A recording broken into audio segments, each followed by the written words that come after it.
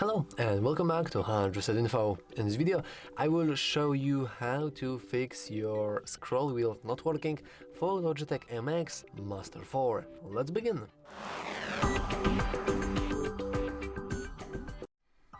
So surprisingly, the problems with scroll wheel are very common, especially in the field of customizable wireless mice. And how can we actually fix it? Well, first of all, let's go into our device here in the application called Logi Options Plus. If you don't know how to install this application, you can always watch our tutorial for installing dedicated software. Anyway, we can now go and proceed into point, scroll and press. And you want to go into scroll wheel. As you can see here, we have a couple of options. For example, we have the scroll direction, we have scrolling force and smooth scrolling. Now, by default, the scrolling force is set to 75%. If you have it set to something very low, then this means that your ability to scroll is very limited. We can see it by going, for example, here, and now we can scroll it, but I believe this doesn't really work here. Oh, that's pretty interesting. Now it doesn't really work at all. Okay, that's quite interesting. Anyway, we can go back to this, and you probably want to disable the free spin mode. Thank you. And to the back by default, or you can increase or disable this. It's completely up to you.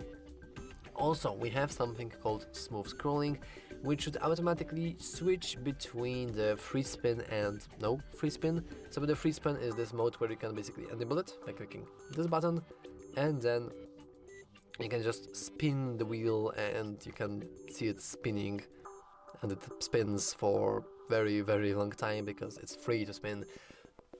Sorry for that. So having this enabled should have your free spin very good.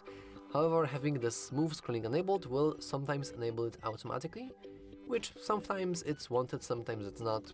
I'm not really a big fan of this.